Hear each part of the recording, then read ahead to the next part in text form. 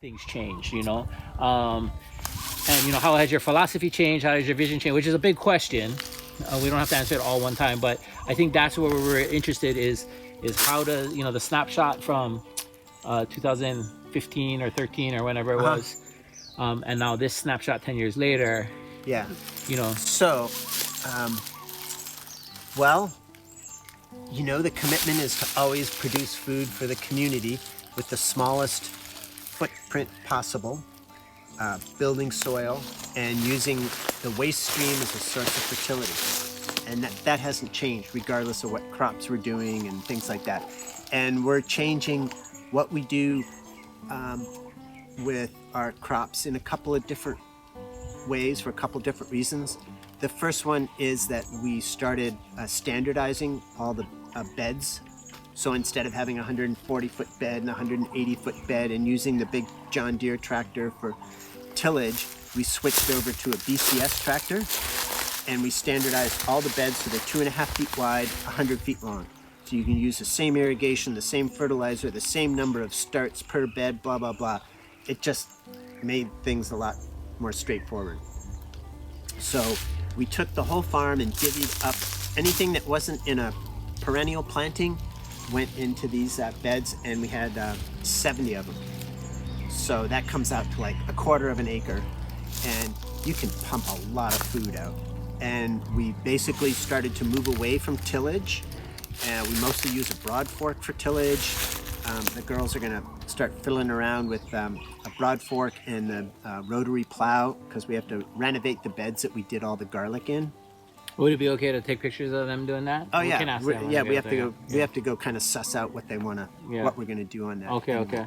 So that's kind of, you know, changes in agronomic practices. We upped our compost game, so we have like 50 tons of food waste a year go into our compost. I'm excited to see that because you know, I remember when you were doing a pile this big with fish from the harbor in the middle of it and stuff. So I'd be curious. We kind of got that dialed a little better, static aerated piles, so we can stop and look at that. And then the other thing that has changed, like for us, COVID was like a blip. It really made no difference. Okay. Because we lost all of our restaurant accounts in 2 days. And in those same 2 days, through social media, we advertised for subscription shares, and we went from 12 to 60. And so everything that was in the ground was sold. It was all paid for on Venmo. People would show up at drop zones. There was no contact. And we did that for 3 months until people felt a little more comfortable about going to the grocery store. And then we settled in on like 40 CSA shares a week. And then probably about a year and a half ago, basically shut the CSA down and started to look at where do you go in the future maintaining this 4-acre farm, feeding people, but maintaining yourself, right? Which there's no book on that. You can find all these books on starting a new farm, and farming efficiently, but you can't find any books on, you know, finishing a farm and stuff like that. So we're moving away from vegetable crop production, probably by the end of the year, we don't know for sure. And it's gonna be cacao, coffee if we can manage the beetle, vanilla, and then we have 3 tunnels. One of the tunnels has been turned into a bird-free zone, so we're growing figs in there. And the other 2 tunnels we are doing specialty peppers, cucumbers, winter brassicas, etc. So you'll keep doing those limited vegetables. Yeah, but then we're thinking about, you know, we've got it dialed now on the garlic, right? Oh yeah. So we might continue doing the garlic, and we've got it dialed on the kalo, producing beautiful kalo. Oh, nice. Yeah. So, you've been doing kalo from real early on. Yeah, but now we got the varieties that rock, and we know a way to do it. So there's like really low weed management. And what's your favorite variety up here? Or what's your That's set like of asking him what my favorite kid is. I have a favorite kid, but I'm not gonna tell you which one it is. But what is it kalo? So what's the suite of kalo that does well up here? I guess is what I'm asking. There's a bunch of Hawaiian varieties. We only grow a little bit of the bunlong for leaf. I'm curious. I'm especially curious about the Hawaiian, just because we grow a lot of Hawaiian in Waimanalo, Yeah. and I'm sure there are different varieties up here that thrive probably. So Laloa Palakea, LA does really well up Okay. here. LA Nauea does really well Okay. up here. We just did our first round of PE Ali'i that does really well. Oh, no kidding. Yeah. Those are both. Those Naiwea and PLE are really sensitive taros. They must like the cool because they struggle for us, and they're beautiful red taro that everybody looks for. Oh yeah, no, we get like big 4 or 5. Oh yeah, pound that must be the trick. They must like the cooler. They must like the cooler. And then the Pico Kea. Okay. That one did really well too. Okay. Ula Ula Kumu. Yeah, that's probably really widely adapted because that thrives with us too. Mana And it's Ulu. beautiful. It's beautiful. It's got that. Yeah, and the Mana Lauloa. Okay. Oh, Mana Lauloa, they huge. Oh, huge okay. horns. Okay. And Is that a white? Is that a white taro? it's kind of a gummy white taro. Yeah. Okay. And we're trying Moi right now. Okay. And we also got some other ones from the botanical garden. We're going to try 1 or 2 of those just to see how they What? do. How bad does your phytophthora get up here, like your leaf blade, when it comes in? So nothing ever. Okay. Wow. Super clean. We don't get the pocket rot. Okay. Cool. That's Yeah. great. Yeah, and we sell through the food hub, Yeah. or we sell to Kamehameha schools. Oh, okay. Yeah, just the guys, the campus in Kupa'a. Yeah. Right. That's super cool. Yeah, we can go talk to. Yeah, let's go talk to the girls about it. We spent about a half an hour last week with a hula hoe getting all the small stuff and getting the big stuff. These 2 beds here that have the lettuce in them, we'll move the irrigation out of the way. We'll pull the lettuce up.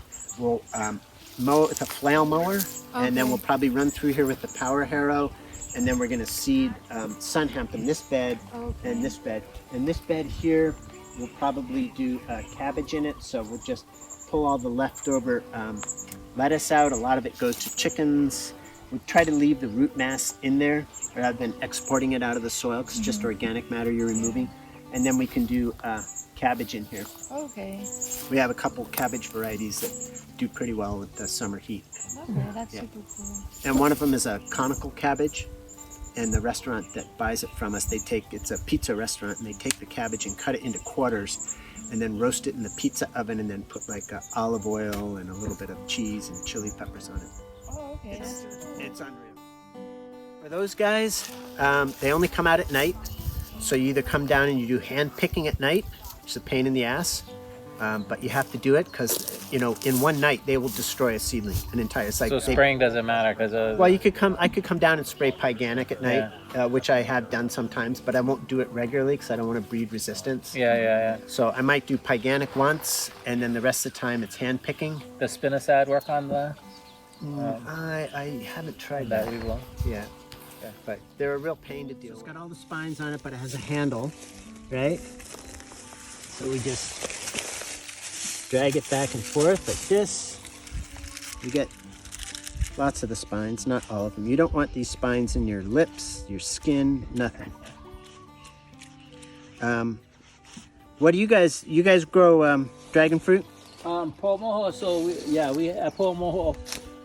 One of our agents planted a bunch of dragon fruit still up there. To like different varieties? Yeah, there's different, the red flesh, the white flesh, and definitely different varieties.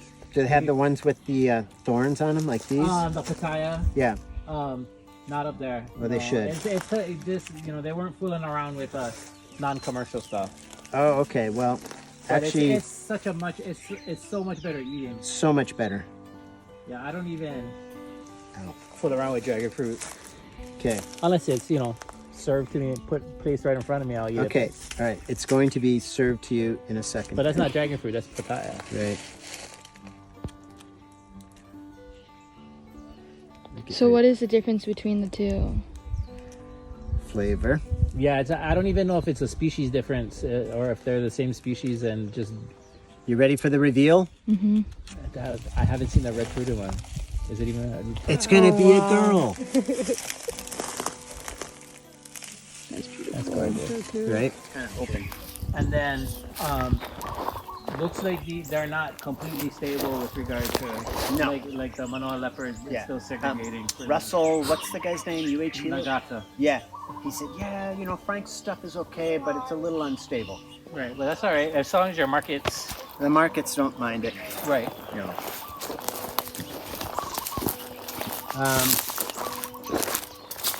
Yeah, there's some more leopard up here. This is the Kilauea. Yeah. And I think this is... and tip burn in part has to do with the soil fertility, but it's also genetics. Water, calcium, and genetics are the three, and you just got to play around, and sometimes you just got to swap out the genetics. Yeah, so all these are resistant to tip burn. Cool. As far as I can tell. This is Kilauea, you said. Yeah, they don't suffer from tip burn. And then because our compost has a lot of shells and bones in it, we always have pretty good calcium numbers. And then I see oyster shells and bones all along the all over the place, right? Add our compost, add the sustain, and then the coffee chafe. And then rake it smooth, put the irrigation back on, and then we're ready to plant. But we're not doing direct seeding of anything, except for the cover crops. Transplants. Yeah, we're not doing carrots, we're not doing beets, we're not doing radish at all. So we've decreased the diversity of what we grow just because we don't.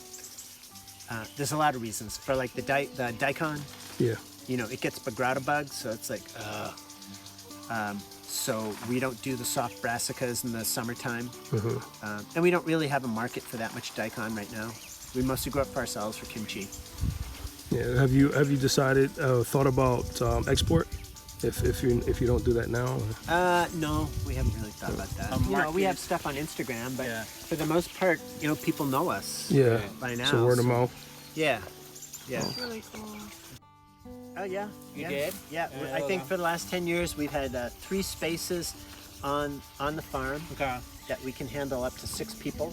Oh yeah. We actually had 7 one year because these 3 women on their gap year from Yale said we want to come and work on the farm. I said we only have space for 2. No, all 3 of us. And I was like, all right, you guys have to figure out the sleeping arrangement. So they showed up. I mean, they all came from like suburban Connecticut and stuff like that. They were so into it. They were great. And so do you? So it's not woofer per se. No, you don't do woofers. How do you we call it karma.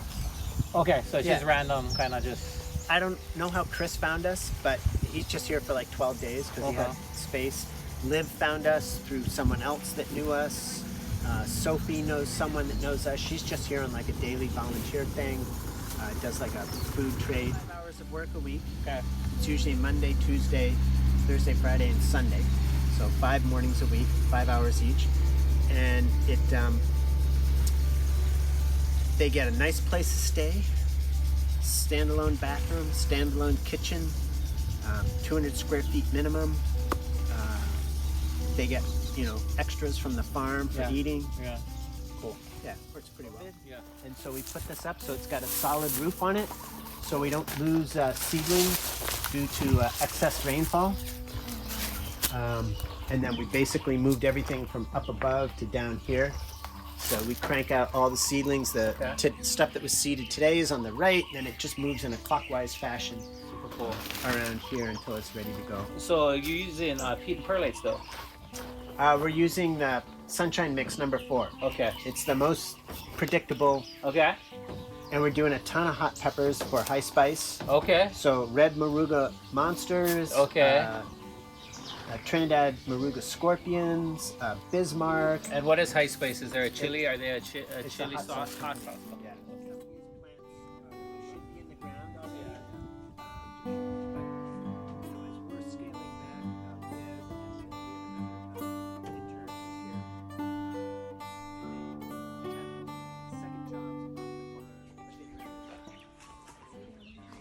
So we do, I think there's 10 piles now. We're getting food waste from Pacific Whale Foundation. They probably do about 20 tons a year food waste from their ships that they take out for tourists. We have one commercial kitchen and 2 restaurants that we pick up the food waste from. Okay. No, I'm sorry. I was listening. So it's like you've been getting food. Okay, so the food waste. You said you're still getting fish waste. yeah, we get some fish waste. It's kind of hit and miss. We don't go out and hunt it down. I love the banana stump. Yeah, so we switched over to a static aerated pile technique. So there's aeration pipes underneath all these guys. Okay. So that improves the air movement. Yeah, this goes all in there, Yeah, they're drainage pipes. So air can go in, and it also improves drainage, so you don't get like these puddles of anaerobic stuff at the bottom. What are these flies interested in? They're laying their eggs, and their children are eating stuff in the pile, Right. and then the pile gets too hot, and their children all die. Okay, so the these aren't soldier flies; these are regular. Nah, house but there flies. are a lot of soldier flies here too. Okay, so I guess I was asking what is the is it just random food waste that's in there that they're interested in, or what something? What's the green the hot stuff that's in here? The food waste. Like, for example, from the food waste, there's chicken patties, fish, fish carcasses, you know, meat byproducts, Yeah. hot dogs. We eat a lot of hot dogs. And then And then how much carbon's on top of that? we try to do 1-to-1. Oh, okay. So you mix it. You don't put a layer of carbon on top. No, we do. Oh, okay. Like, Oh, nice. There's some biology, huh? yeah. So there's stuff in there. So there's fresh carbon. These are wood chips we make on the farm. There's recycled material that are the compost crunchies that come out of there. And then that gets mixed in with the food waste. We should see what the temperature is on this one. Usually we've been getting a lot of Oh, that's what they're after. the carcasses that are in here. Yeah. Yeah.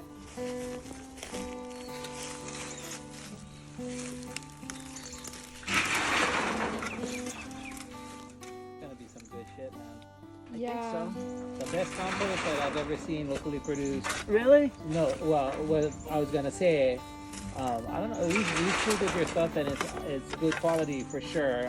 I don't know if we ever fooled with this stuff, but I know we ran analyses, but yeah. that mortality compost that sits for months is the best stuff. So we can start composting mortality.